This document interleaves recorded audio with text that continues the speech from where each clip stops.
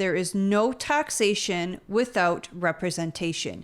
This has not been voted upon in the House of Commons. So why is the CRA pretending that it is?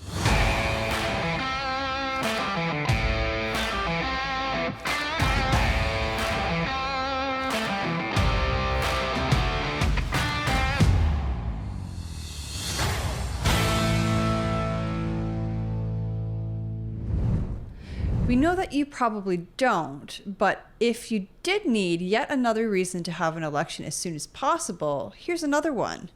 Even though the government has not approved the new capital gains tax inclusion rate of 66% into law, the Canada Revenue Agency has decided it's just assuming that it is law and is auditing accordingly. Now that sounds exactly like something the Trudeau government would do, doesn't it? Let's take a look.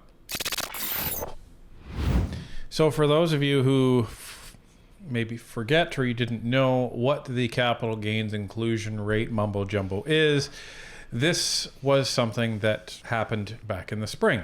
So what Freeland was trying to do in order to offset the deficit that she knew was coming is she was going to raise taxes on the capital gains. Now, what does that mean? To make it simple, let's say you earned $100,000 from selling a house. Well, in the previous rules, you would only have to pay tax on half of that profit, so $50,000. And then you would just be taxed at your normal tax rate for your income for the year. Okay, fine. Well, what Freeland wants to do is change that to 2/3. So if you earned $100,000 in profit from selling that house, she would want to increase the amount that she taxes you on from $50,000 to $66,000. And this was supposed to give them roughly $20 billion in new revenue over the course of the next couple of years. Now, the issue is that this is going to affect businesses all over the place, including all of the doctors that had actually set up their retirement savings into these corporations, as they were advised to do so by the federal government. So this is the issue, and this is why all the doctors were saying we're going to be done. This is why all of the economists and all the think tanks are saying this is a bad idea, because you're essentially dissuading businesses from setting up in Canada, or entrepreneurs in Canada to set up a business, because they're going to be taxed even more than they already were. So this is the issue with capital gains. Now, the Liberals thought that they were going to be oh so clever when they were delivering the budget for this year, and they were going to force the Conservatives to talk about this. That way they could wedge them into this corner saying, see, the Conservatives are only out for businesses. They're only out for billionaires. Never mind that this capital gains tax increase didn't affect only businesses. It would have affected private citizens as well, including if you had a second home, like say a cottage, or maybe you were bequeathed a home. It would have affected that too. So it would have affected individuals, not just businesses. And Freeland was famously quoted as saying, this is only going to affect like a fraction of Canadians, like 1% of Canadians, even though, the Conservatives called them out on this, and then, she refused to essentially say that ever again. Well, the issue is because they actually took that out of the budget and made it its own thing called a Ways and Means motion. That motion was never voted on, so it was never passed along with the federal budget in June of 2024, when this was supposed to take effect in the first place. They figured that they would pass it in the fall, but we all know what happened in the fall. The House was seized, so they weren't able to pass it. Right. So they approved a bunch of funding because they had to approve a bunch of funding to the different government agencies so they could continue to function. But that was its own thing. The Ways and Means motion for the capital gains was not part of that. So now we circle right back around. What the heck is going on? So the Western Standard reported the other day that the CRA enforcing proposed capital gains tax increase without parliamentary approval. The Canada Revenue Agency is under scrutiny for enforcing a $17.4 billion increase in capital gains taxes despite the measure never passing through Parliament. Blacklock's reporter says the controversy stems from an agency manager's assertion that auditors will, quote, continue to administer the proposed legislation, end quote, as though it was already law. Quote, we are looking into this, end quote, said CRA spokesperson Benoit Sabarin when asked for clarification. Quote, we will keep you up to date, end quote. The proposed tax hike outlined in the April 16th federal budget would increase the taxable portion of capital gains from 50% to 66%. While the House of Commons passed a required Ways and Means motion on June 11th, no subsequent legislation was introduced or approved to make the increase law. Despite the absence of legislation, the Canadian Federation of Independent Businesses reported that CRA auditors are acting as if the higher rate applies. Yuna Ayusapova, a senior project officer with the agency, was quoted as saying the 66% inclusion rate would still be administered even if an election intervenes. Quote, this makes no sense at all, end quote, said Dan Kelly, CEO of the Federation. Quote, legislation has not even been introduced, but the Canada Revenue Agency put the new rules into effect as of June 25th. The agency is saying even an election will not cause it to go back to the 50% inclusion rate, end quote. Kelly called for clarity, arguing that, quote, there needs to be a time limit for a government to put legislation in place to raise taxes, end quote. He urged the government to withdraw the proposal and allow political parties to debate the issue during the upcoming election campaign. The situation has raised concerns about the CRA's authority to enforce tax measures without parliamentary approval. Quote, Parliament is supreme, end quote, said former Liberal MP Wayne Easter in a 2021 debate on tax enforcement. Quote, Parliament is above Cabinet. It is above the Department of Finance. We can't allow that to be undermined, end quote. The proposed tax increase was part of a broader plan to help address Canada's growing deficit.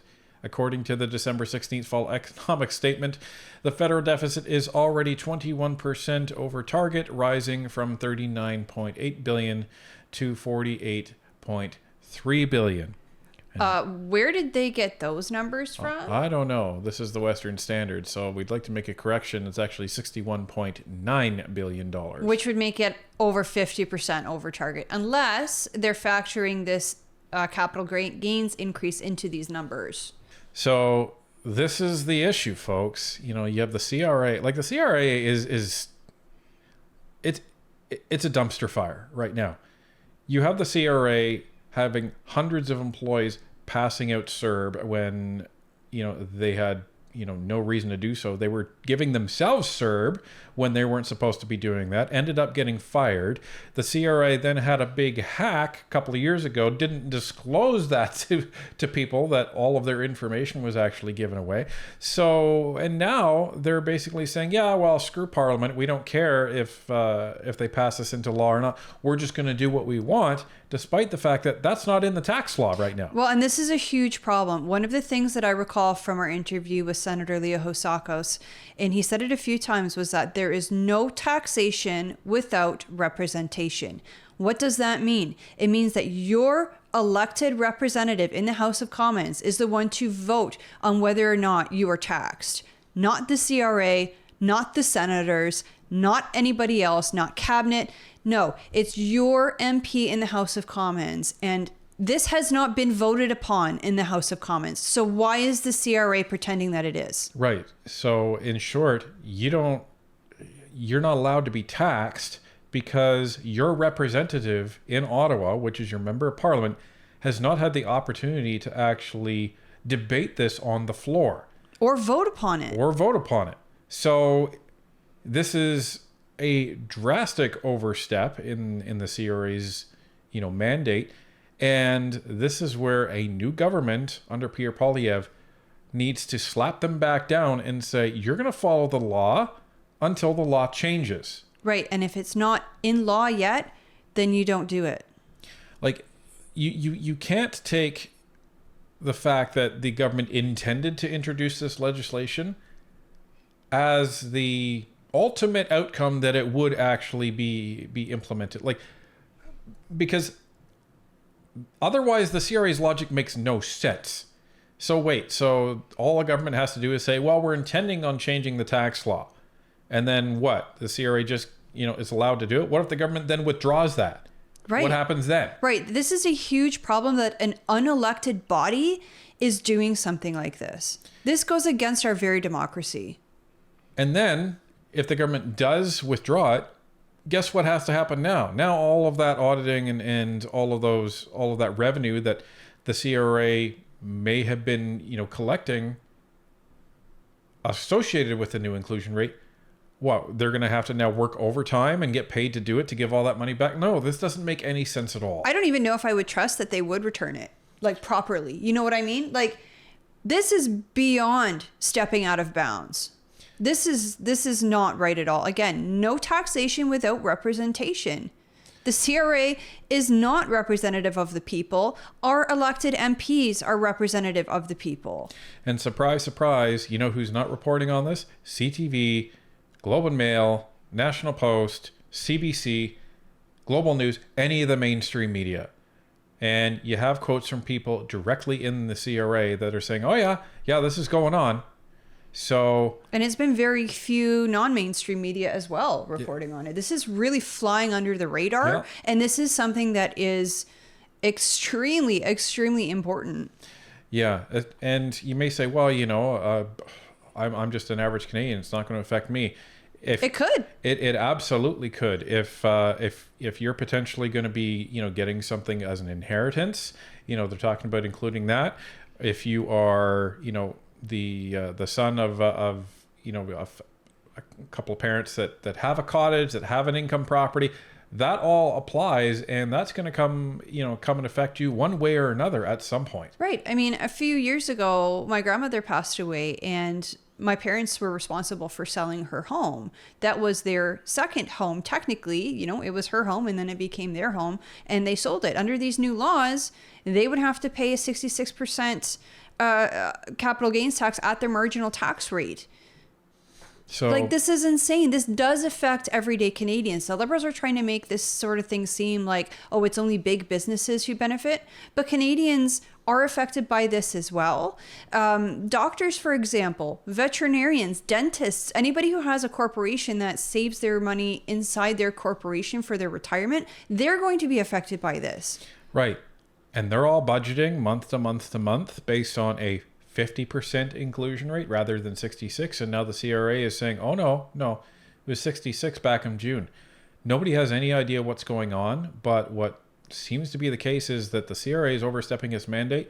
But what do you expect when they're taking, their lead from a government that feels that it can do whatever the heck it wants without consequences? It's not surprising that a government agency, especially the CRA, decides, we can do whatever we want without consequence because no one's going to lift a finger.